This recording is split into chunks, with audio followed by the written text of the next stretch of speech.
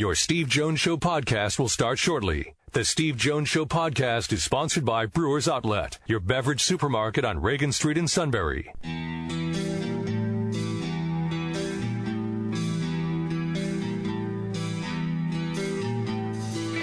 Sports talk where your voice counts. This is the Steve Jones Show on News Radio 1070 WKOK. Now, from the Sunbury Motors Studio, here's Steve Jones.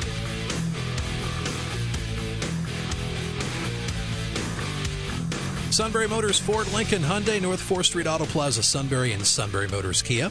On the Strip, routes 11 and 15 in Hummel's Wharf. Steve will check back in from Piscataway, New Jersey. After bit, as the Nittany Lions have arrived to take on Rutgers. That'll be a 10:30 pregame tomorrow morning with Steve, Jack Ham, Derek Williams, and the Rooster, Roger Corey, here on News Radio 1070 WKOK. Kickoff at noon. And of course, we'll also have it streamed for you on our WKOK app and at WKOK.com. And our show today brought to you by Brewers Outlet, the beverage supermarket, Reagan Street in Sunbury. We're now less than a week away from Thanksgiving. Wow. This month's just flying by. So you got to fly into Brewers Outlet, get what you need for the game tomorrow, get what you need next week as you got friends and family heading over, or maybe you're going to someone else's place. Don't want to show up empty-handed. Can't do that. Come on. You're better than that. So stop by Brewers Outlet for all your favorite drinks, brews, IPAs, imports. They got them all. Microbrews and great specials going on today through Tuesday. Miller Lite 30 packs, $17.97. Stegmeyer Oktoberfest 24-pack bottles, $19.95. And Zima 24-pack bottles, $15.95. And I've already taken a glimpse as to what the specials are going to be next week for Thanksgiving. So stay tuned. So perfect excuse to make then a second trip back to Brewers Outlet next week. And, of course, for all your soda, snacks, water, chips, hot sauces, and, of course, the pickle bar. Bags of ice right there by the register. Grab a dolly, get what you need, easy convenience, and help when you need it, too. All from Corey and the crew at Brewers Outlet, the beverage supermarket on Reagan Street in Sunbury. You can email the show anytime. We're at stevejones at WKOK.com. Our email, stevejones at WKOK.com. We're on Facebook. Give us a like. We're on Twitter. Give us a follow at Steve Jones PSU. And subscribe to our Steve Jones Show podcast. We're on iTunes, the Apple Podcast app, and Google Play, where you get your podcasts. Just search Steve Jones Show, and the shows will drop to your smartphone and tablets. You can listen to them anytime, anywhere. And you always have access to 3 months of previous shows on our website at stevejonesshow.com. Play-by-play call of the day last night, Thursday night football. Game-changing play for the Seattle Seahawks over the Pack. Davis, the single setback, and Russell from the shotgun with 3 wideouts. Baldwin wide to the right. The snap throw inside. It's caught. Dixon. Touchdown, Seahawks. And I don't know if Russell audible to that, but if he did, a brilliant play by Russell Wilson. They had that shot a week ago against the Rams and took it down to the 1. This time Ed Dixon barrels in from 15 yards, and the Seahawks take the lead. 7:10 ESPN Seattle, play-by-play call of the day. Next up for the Seahawks will be a week from Sunday. They travel to the Carolina Panthers.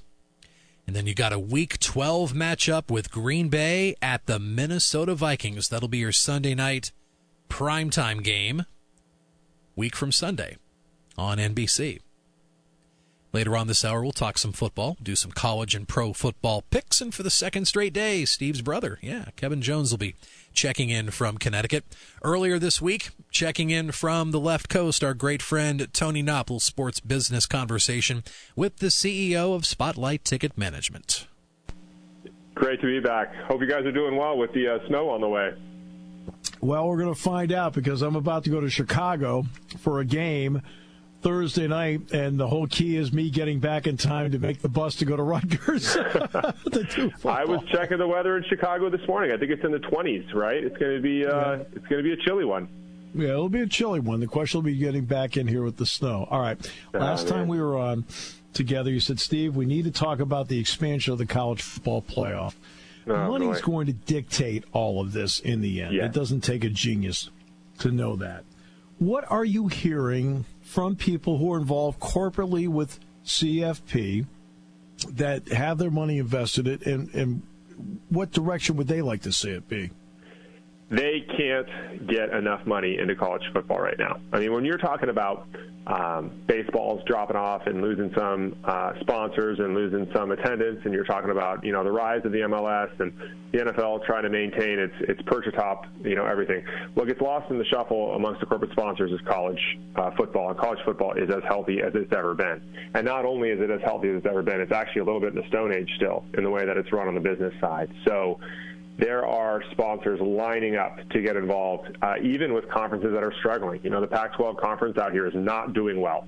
They are not getting the national coverage they need. They're not on the big channels enough. The Pac-12 network's basically been an abject failure, and they signed up 7 new sponsors last week. So there is a lot of pressure from the sponsors. There's a lot of pressure from the major players to drive more teams in the college football playoff. Let me give you a quick example that the listeners might find interesting. One of our major sponsors is Dr. Pepper Snapple Group, one of our major customers, and they're a major sponsor of the CFP and of the SEC championship game. And, they've got a lot riding on the teams that make that game and planning around them. And so they were abjectly rooting for Alabama when they were playing LSU 2 weeks ago, because a lot of the plans they have to make are in advance, and they have to plan around the favorites. If you expand the field, so now we can get 2 SEC teams in and maybe 2 teams from other conferences, it makes it easier for them to plan. And they're the ones writing the checks. So it's not an if, it's a when. And it's not a, is it going to be 6 teams? Is it going to be 8 or 16 teams? Wow, it's either 8 or 16. It's not 6. It's going to be 8 or 16. Yeah, I think we're eventually going to end up at 16. I really do. Okay, so that brings to the next part. As an entity, they have money. Money can then exert pressure. Are the people you talk with, are they in the mood to put pressure, and do they have the ability to put pressure? They have some ability. The interesting thing about football, as opposed to college football, as opposed to some of the other sports, is it's so broken out. There's so many different power brokers that really there's not a central entity to put a lot of pressure on, which makes it more difficult to get what you want. We talk a lot about how dollars and cents drive more than people think. Like, for instance, why would Kevin Durant go to the Warriors? Well, because Nike gave him a massive check to do that, because the Warriors were a billboard for Under Armour at the time. You had a singular place to put pressure and a singular place to take your money and pressure that.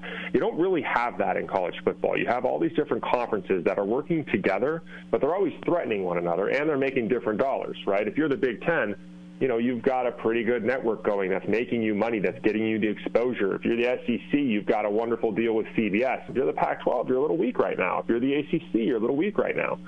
So they'll want to put pressure on, but who do they put the pressure on? They can only put it on the conferences. All right. Well, can they put it on, because the college football playoff is a separate business entity. They are the College Football Playoff Incorporated. Mm-hmm. Is it possible to target them, or is it something where they absolutely need conference approval to do it? I think they need conference approval because you're going to water down the bowl games even more when you expand to 6, 8, 16. I think it's a foregone conclusion that they're going to go there, and that it's going to come from the corporate dollars and where those corporate dollars want to put their money. Just because if you look at the sponsorship rates of March Madness and how well that does, it's exponentially better than college basketball does throughout the year. Whereas the CFP does well, but it doesn't do exponentially better than, every game matters throughout the season. I think they're looking at the money that goes into March Madness and starting to understand that this is something that needs to be expanded. All right. You mentioned watering down bowl games. There are 40 of them.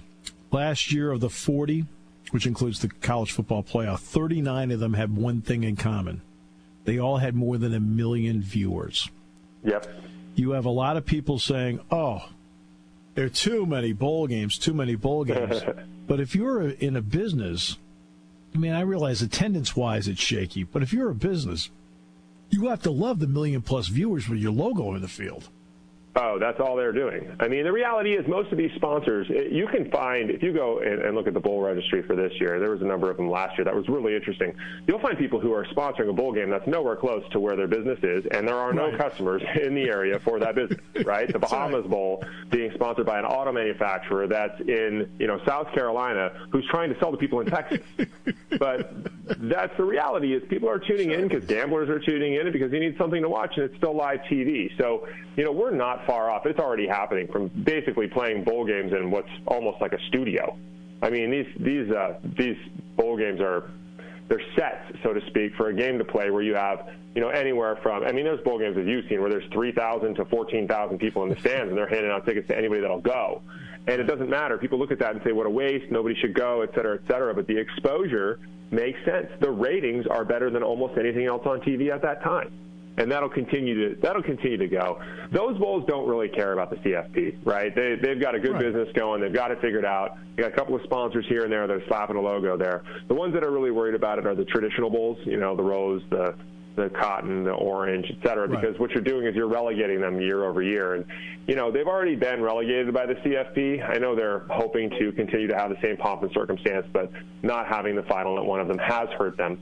And I think you move to 16, you might be relegating a few into what is called a quarterfinal round, and that's a tough pill to swallow. Yet, if you do that, Tony, let's say there's a quarterfinal round, because that would be 8. So let's just go with the 8, okay? Now you can, on a rotating basis, put one-and-done meeting to the Cotton Bowl, one-and-done meeting to the Peach Bowl, one-and-done meeting to the Fiesta Bowl, one-and-done meeting to the Orange Bowl, then a semifinal one-and-done meeting to the Sugar and to the Rose. By doing a one-and-done meeting to the game, wouldn't that be the draw that could then make up for you're not really an also ran? Because you'd rotate as to get the semifinals and so forth. Absolutely. You already have it in place. First of all, I'm a little bit of a homer that I think the Rose Bowl should be the national championship every year. To be frank with you, Tony, I'm absolutely in agreement with that. To me, the Rose Bowl should be the national championship game every year, but that's just my opinion. It's got the most history. It's the best experience. It's everything about it. No, I would 100% agree. And that would bring back some of the value to the bowls that really struggled. The Orange Bowl has really struggled, too, in the last 4 years. It has. Really struggled. The Cotton Bowl, if they're not getting a good setup, they don't do well selling tickets. It's not like the only bowl that's really holding itself together, no matter who's in it, is the Rose Bowl. It's selling out every year. But the other bowls are hurt by this. So it would help to have a one-and-done meeting to that. It's just to have your quarterfinal years. You just don't, there's going to be a little bit of a contest between some of the other bowls as to who gets what, when, and where. What has made college football a hot buy? You talked about it's a hot buy. The NFL is obvious, but what's made college football a hot buy and a hot commodity? Even though Cincinnati and Central Florida are playing in the primetime game on Saturday, you and I both know it's not going to draw anybody. I'll get to that in a second. College football has become such a hot buy because of the transient nature of sports in general. We've seen a big change in the NFL and the NBA where people are following players, not teams, like they used to. The NFL is still doing well with team affinity, but the NBA is not, and they've moved away from that model, and that's what's made them successful. Right? They're marketing the stars, so you can follow your favorite player wherever they're going to go. As we're more and more rooting for laundry, where there is less loyalty to a brand, college football never changes, right? It's always been the case that the kids were only there for 3 to 4 years at most. And it's also something that creates a tribal nature and a local nature for everybody, big market and small. And the brands and the companies, they see that. There's no sport out there, and there's not a lot of things I could talk about as an expert on, but I can talk about an expert on the secondary market. I've been there from the very beginning. Yep. Nothing fluctuates price like college football. Nothing. When you get LSU, Bama as a top 4 team meeting each other, when you get Penn State, Ohio State at the shoe, and the postseason's on the line, you will see prices that are exorbitantly higher than any other sport will have in any circumstance. Those games will outprice the Chicago Cubs winning the World Series for the first time in 100 years, and they do it every year. That's why it's so popular. Now, UCF, I was in the same boat, and I actually went to a UCF game last year. Somebody bet me that I would be taken aback by the experience, and it was not what I expected. They have quite a game day experience there. They've got a whole downtown tailgate built out. It's it's not Big Ten country, but they're building something. But it's not going to draw. It's a brand new stadium too. That stadium's less than 10 years old. Supposedly it's beautiful. Yeah. Cincinnati, I can't speak to Cincinnati having any appeal to anybody. Even in Cincinnati, the Bengals, make people frustrated, but Cincinnati Bearcat football's on page 12. It is, and they had Tommy Tuberville last year, and they still weren't on page 10. Right. So, let me get to a Los Angeles part for a moment. What has the Rams' success, and I can't factor in the Chargers at all because they're a non-entity there. I think that's fair. What has the Rams' success done to USC? It hasn't changed that much. USC is a super finicky fan base where the minute the team is eliminated, the crowds drop by 20 to 25%. Okay. It hasn't had as much of an effect. And quite honestly, I think people from outside would be a little bit surprised at how little we hear about the Rams in Los Angeles, considering they're one of the best teams in football right now. The game day experience for the Rams is not very good. They need to get into their new stadium relatively quickly. But the bigger story is just going to be what the Chargers end up doing. The team's 7-2, and they can't get people to. They can't sell 25,000 tickets. Penn State sells 25,000 tickets for the spring game. So it's just been fascinating to watch. I sense the answer to this is no. But is there any way the Chargers would ever move back to San Diego? No. They won't go back. So what people don't understand from the outside, and it's good to hear, is San Diego is, because people think California and they think, and careful, I'm going to talk politics here for a second, but they think California and they think it's a very, very blue state. San Diego is actually a very, very red community. And yes, they have been notorious that they do not pay for sports facilities.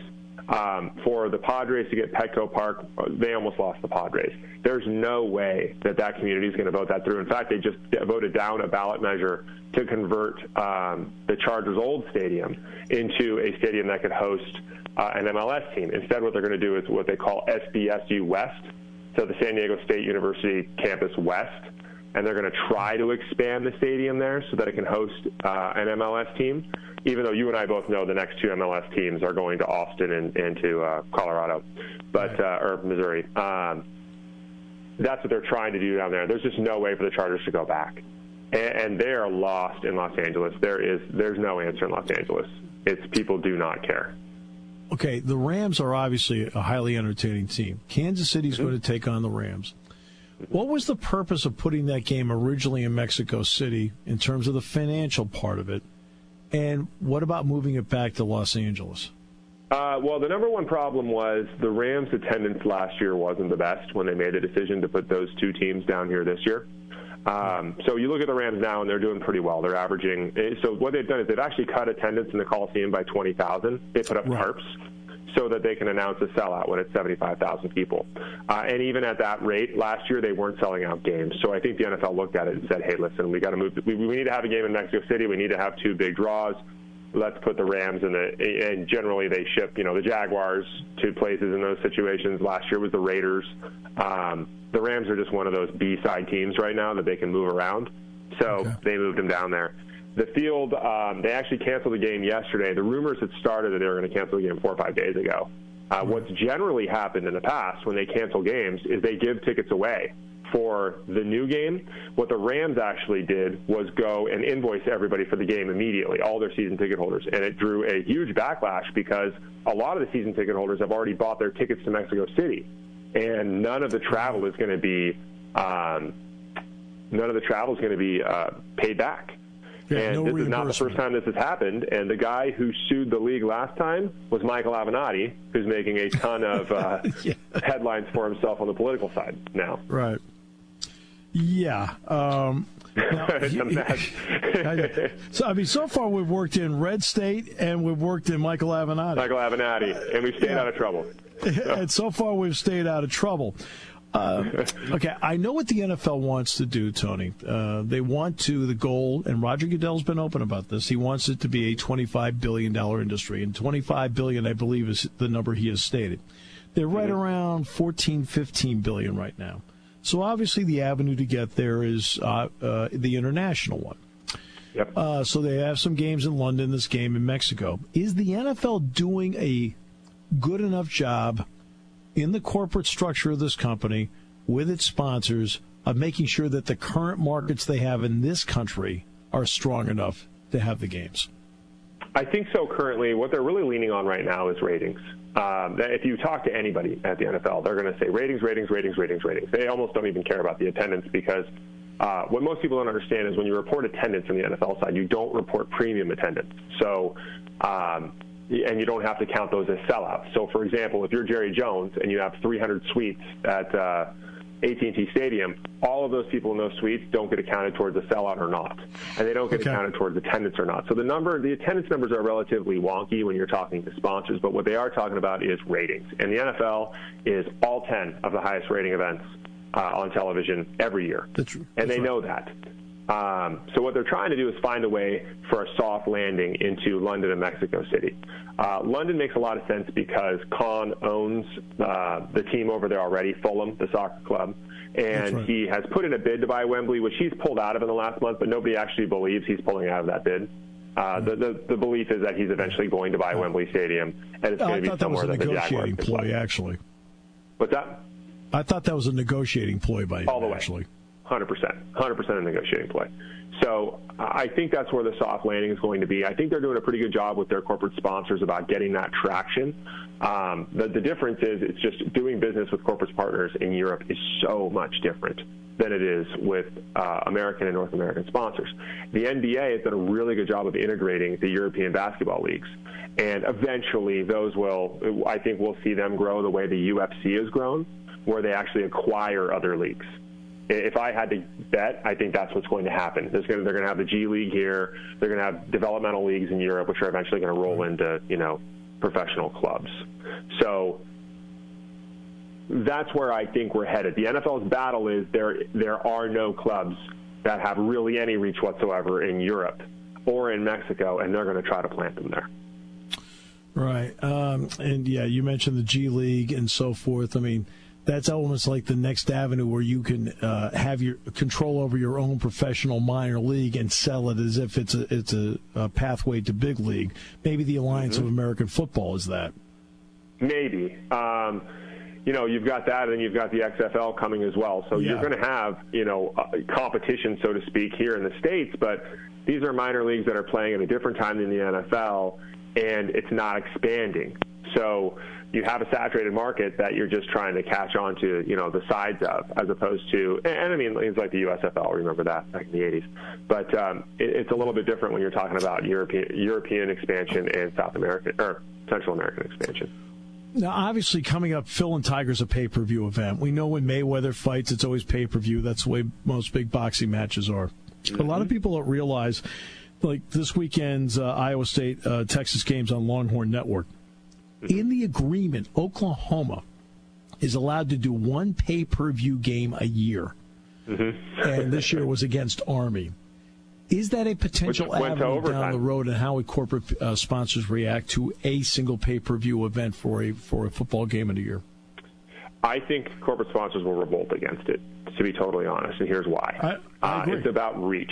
I'll use the example I mentioned earlier, a good segue back to what we were talking about. The Pac-12 network, for example, is considered a relatively healthy regional network, but it's not really.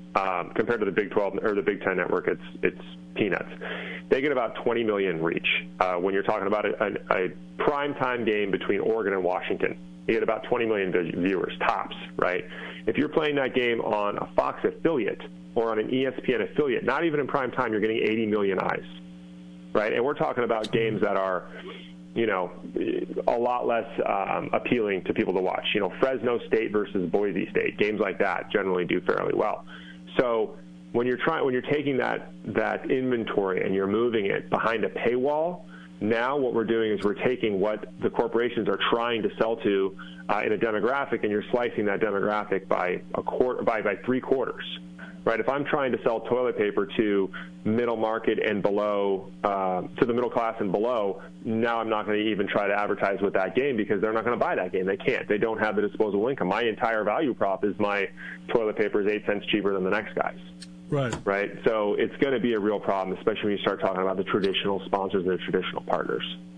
And the final part, Tony, with all the fires out there, in what effect and how close has it been getting to you guys? Because obviously, I mean, my concern would be about you, your family, your employees.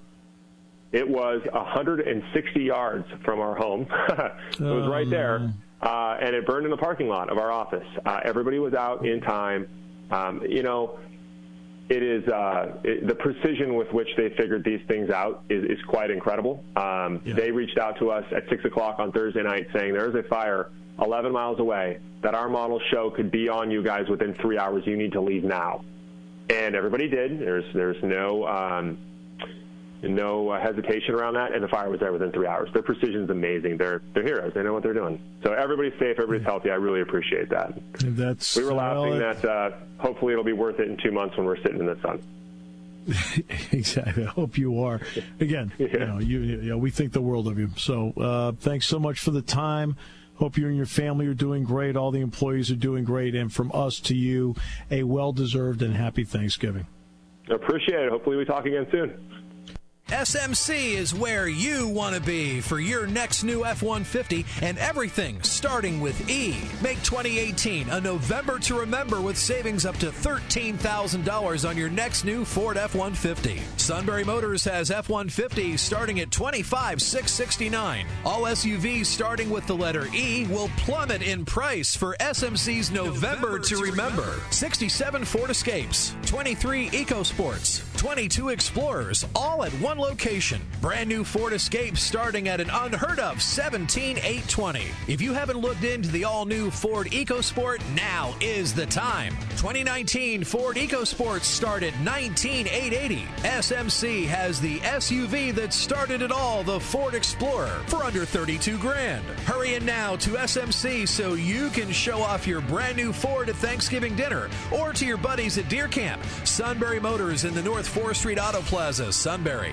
Party time, game time, or just fun time. Doesn't matter what time it is because it's Brewers Outlet time. The Beverage Supermarket has the area's largest beer selection. Imports, microbrews, ciders, and domestics. Pick from over 100 ice-cold 12-packs and dozens of 24-ounce singles. Soda, snacks, hot sauces, fresh roasted peanuts. Make it one-stop party shopping, and don't forget the pickle bar. So whatever you're celebrating or just doing it up, Brewers Outlet, Reagan Street, Sunbury wants to see you. And thank you for your years of patronage. Taking your calls at 800-795-9565. This is the Steve Jones Show on News Radio 1070 WKOK. Now from the Sunbury Motors Studio, here's Steve Jones. Great to have you with us in Piscataway, New Jersey, as Penn State gets ready for Rutgers tomorrow. Noon will be the kickoff, 10:30 the airtime. Today's show being brought to you by our good friends at Brewers Outlet, Reagan Street in Sunbury, the Beverage Supermarket. Imports, domestics, microbrews, and great specials. Now through Tuesday. Miller Lite 30-pack, $17.97. Stegmeyer Oktoberfest 24-pack bottles, $19.95. Zima 24-pack bottles, $15.95. Wine coolers, water, soft drinks, snacks. They roast their peanuts fresh and hot every day. And the pickle bar led by the barrels and the dills, indeed, second to none. We're in the Sunbury Motors studio. Mobile. In fact, I don't think I'm actually physically back in the Sunbury Motors studio till a week from today. Sunbury Motors, 4th Street in Sunbury. Sunbury Motors Kia, routes 11 and 15 in Hummel's Wharf, and backed by popular demand for a second consecutive day. Sean, we bring in the King. What up? And not only that, hip and can talk to the kids. Dial into that demographic we're reaching. Me and Sean sharing snow stories, so... Yeah. Did Sean tell you he was stuck for 5 hours last night? Yes, he did, as a matter of fact. 5 hours and 15 minutes. Oh, yeah, throw in that 15 minutes. That's big. And what saved him? Sheets. That's right. Well, I did have a fast food restaurant. That was the first thing I thought of as I was going back and forth between Mark Lawrence and Roger, and it's like, how you doing? How you holding up? And it's like, yep, we're good. So, but yeah, for a while, it was a test of patience. Oh, man, I wouldn't have made. It happened to me, well, twice. Once, my ex-father-in-law and I were going to go to a Yankee game, and we took a bus from Longmeadow, Massachusetts, East Longmeadow, Massachusetts, and we were all psyched, and we're going to spend the day together, and we drove exactly 8 miles, got to Windsor Locks. Steve knows where I'm talking about, and there was an accident, and that was it. We drove 8 miles. We sat Windsor Locks, Connecticut for 4 hours. Like, oh, you got to be kidding me. And then another time I was going on a business trip in southern Connecticut and never made it. Accident on 91, and that was it. Man, I know what you're talking about, Sean, but mine wasn't even 5 hours. I would have gone insane. So. Well, you're stronger than me. And people were wondering about the suit. As usual, the helicopter picked him up and dropped him off at home. Yeah. Yep. It's amazing how some people live. Yeah. Oh, by the way, I didn't mention this earlier, and I should have. The Bucknell kickoff tomorrow, Senior Day, Christy Mathewson against Fordham. The kickoff has been moved from noon to 1:30. So that's a 1:30 kick tomorrow on Eagle 107. Also, we got to say congratulations to the Southern Columbia girls soccer team. First time school history for a girls program for Southern Columbia won the state championship in single-A soccer today as they defeated Freedom Area by a score of 3-2. So they rallied from a 2-1 deficit in the second half. So Southern Columbia more than just football out there. Very impressive. Yes. Congratulations. Yes. Congrats to the gals. So.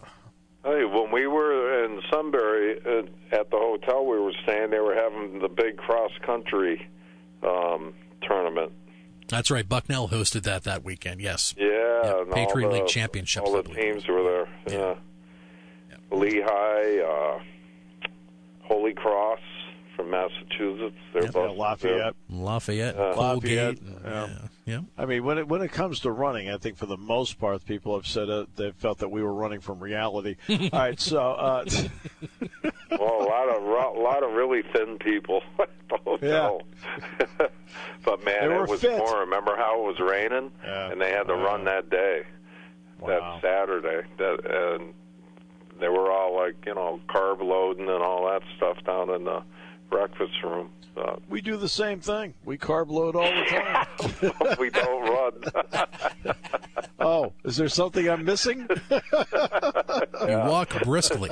Walking briskly. The increasing the heart rate part. Yeah. I'm good at that. You mean move more, eat less? Okay. Yeah. That was me in the diet. That was me in the car last night. I didn't have any food. All I had was water. Oh, you couldn't carb load. No. That's why I was. Jack Ham always kids me about chartering all the time. All right. So when I got here today from Chicago, I said at hotel I had to go into that big building at the airport, and then I was screened by something called the TSA. Then I had to get into this thing and had to get something called a boarding pass. It was all very strange to me. I thought all the flights were charters.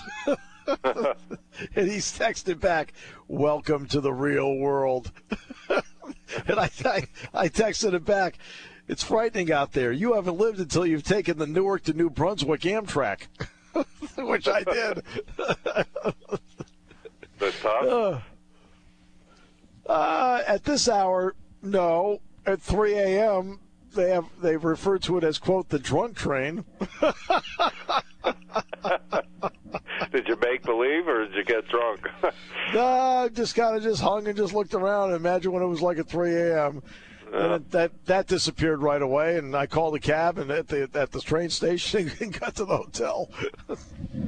They write a song about that. It's 3 a.m. and I think I'm lonely. Matchbox 20, 1997. Yeah. Yes, sir. See, this is Sean's area. He knows about the back of his hand. Oh, yeah. All right, so let's pick some games. Let us do that. All right, so we are now into Hard to Believe week number 12.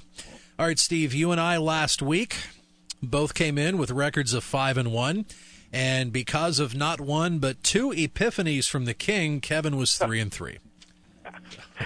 I'm trying. Yeah, I got to take some chances here. I'll never catch up. Texas Tech and Michigan State epiphanies that you had. Right. Citadel to beat Alabama. I cannot figure out for the life of me how Penn State lost to Michigan State. I sat there and I did the game. I can't tell you. I forget which. I was watching the Penn State game, and I see the little scores down the bottom. I see, wow, 7-6. I switch it over, and the next play, the center hikes the ball on purpose for a safety. Okay, so now it's 9-6. The next kick, they had the punt because it was a safety, and yada yada yada. This is the Ohio State game, yeah. Yeah, and then Ohio State punts and nails them down on the 1-yard line. Next play, touchdown, Ohio State. I watched 4 friggin' plays, and now I'm losing 16-6. I'm like, oh my God, they stink, you know. Yeah. So I'm like, I can't pick anything this year. It is a game. The Michigan State game is a game the last 2 years I can't put my finger on. So I can't believe Penn State lost to that team. No kidding. Penn State's a better football team than they are. They had absolutely no offense whatsoever. I know. Whatever. All right, so what do we have? Okay, so after 11 weeks, after the week we had last week, we're still here in the penthouse, 49-13. Steve is 41-21, and Kevo 35-27. 8 above 500, not too shabby. That's awful. Yeah, but many would want to be in your shoes that bet, so 8 over 500. Well, I'm still going for the win. You still got time. Yeah. So we got a couple college here and 4 pros for our little football pick for 3 week shot. Okay. I still wouldn't catch you. Yeah. All right, so ironically enough, we were talking about Michigan State a second ago. High noon Saturday on Fox. It is Michigan State at Nebraska. So I will lead off with this. So after 10 weeks, so let's talk about the Sparty defense versus the run, and this is after 10 weeks. They've only given up 765 yards. They're great. Yes, yeah, excellent defense. But even though, despite the quarterback play, I think that defense travels. Now that we're in November, it's key. I will take Michigan State. I'll take a chance. I'm going to take Nebraska to win the game. The game's in Lincoln, right? Yes.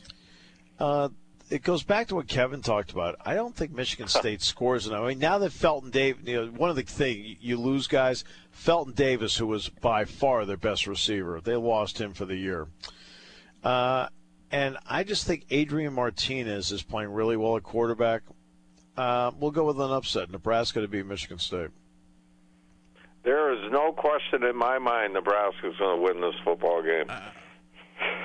And I don't think by an upset. I think Nebraska has gotten better and better and better, and they're transitioning into a good team.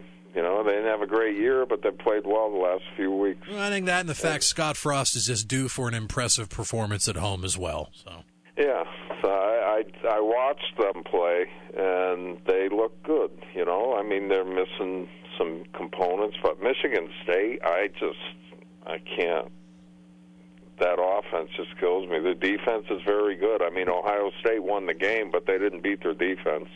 So, Sean, you're right. Their defense is excellent. Well, the punter for Ohio State, Chrisman, he, I think, is the biggest reason why they won the game here, and I think he's the biggest reason why they beat Michigan State. Yeah. So we dove into this game a little bit last hour. We head to Yankee Stadium on NBC tomorrow. It is Syracuse and Notre Dame. Syracuse has given up 46.5 points per game last 4 games. Just because of that note, I'm going to go with Notre Dame. Best unit on the field's the Notre Dame defense. Second best unit's the Syracuse offense. Third best is the Notre Dame defense. Notre Dame wins. Notre Dame offense is third best. Notre Dame wins. Well, I've been watching Syracuse all year, and I'm taking Syracuse. And I'm not just taking them to catch up. I like their head coach. I like how He gets his team up for games, and I think the fact that it's kind of on a neutral field, even though it's in New York, I like Syracuse in this one to upset Notre Dame, give them their first loss. Okay. All right, so on to the pros on Sunday. We've got the Houston Texans at your first place, Washington Redskins.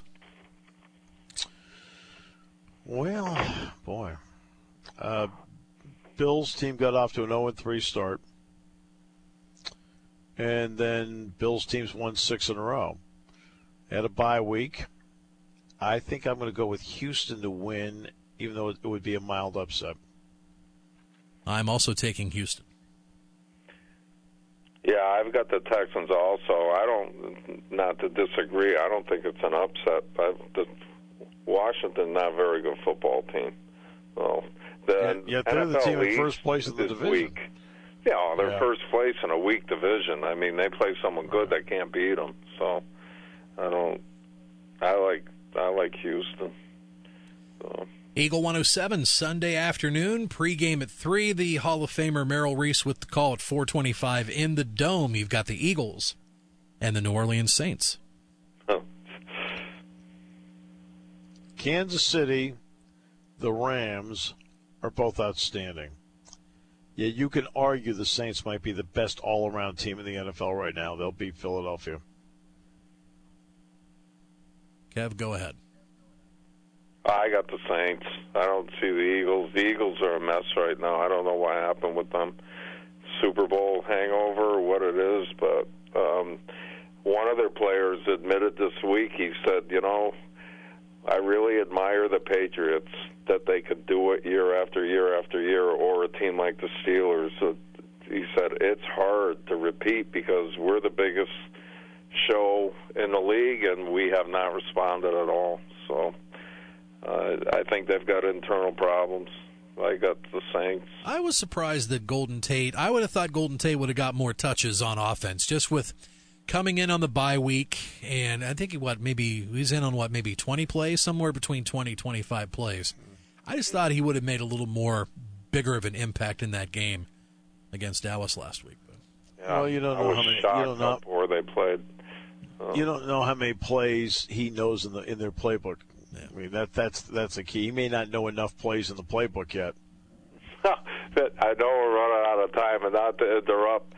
How about the Jets? Holy mackerel, when you said playbook, I immediately thought of Barkley. He'd been with the team for 3 days, and he goes out and has a career day against the Jets. Yeah. So speaking of playbook, I mean, he was just drawing plays in the dirt on the field, So, okay, I'll shut up. Good. Automatic upgrade from Nate Peterman. Come on. Jeez. The suit would be an upgraded quarterback over Nathan Peterman. But I will also take the Saints on Sunday, by the way. So Sunday night, prime time, you've got the Minnesota Vikings and the Chicago Bears. You've got a pivotal matchup there in the Central. Boy, I've been riding the Viking thing all season, and sometimes I've hit and sometimes I've missed. I'm going to give it one more shot. I'm going to say Minnesota. I will as well. All right, I'm going to change my pick, and I'll go with the Bears, just because I got to try and do something here. I did take the Vikings because they are a very good football team, and no one can figure them out. But I'll go with Chicago on this one. And the primo matchup Monday night, formerly to be played at the Estadio Azteca in Mexico City, but because of soccer games and a high-profile Mexico TV network Shakira concert, field below par, so we take it back to the Coliseum. You've got the Kansas City Chiefs and the Los Angeles Rams, both sitting at 9-1. Well, go ahead, guys. I'll go last on this one. Okay. Kev, you want me to go? Okay. I'll tell you right now, I'm taking the Chiefs, so go ahead. Okay, well, then I've got the Rams. All right. I had the Rams originally. I'm not taking it because you took Kansas City. No, this is a toss-em-up. I just feel like the Chiefs' offense is just – the Rams give up a lot of yardage. I don't know why. They've got a great defensive line, but they do give up a lot of yards, and the Chiefs can really put it up. Speaking of the Chiefs and their quarterback, Patrick Mahomes, the Heinz company in Pittsburgh. Loves ketchup, yeah. Said, hey, if you can put up 57 touchdown passes this season, we will hook you up with free ketchup for life. It turns out he loves ketchup on his steak when he goes out to dinner. And mac and cheese. He puts ketchup on mac and cheese. I think that is wonderful. I'll tell you what I was late to the party. What I was late to the party on is actually not ketchup, but Heinz 57. I like the Heinz 57 sauce. There you go. Yes, I like that. That's been around forever. Yes. Oh.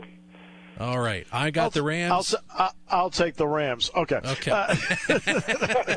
is all true, Steve. He is a ketchup fiend. He puts ketchup on everything. Yeah. I've never heard of ketchup on mac and cheese, but I could see that happening. Well, there's a story out earlier this week that Mahomes' mom, he felt embarrassed to ask for ketchup to have for his steak dinner, and she's like, well, ask. So she had to ask for him. So. Yeah. So. I love stories like that. Ketchup for life, waiting to happen. We'll see. I love ketchup. A baked potato in a microwave with a bottle of ketchup, it's like a party on my palate. Look out, Claire. I'm going to Studio 22 with my... Head on down. I've got bags of potatoes. So.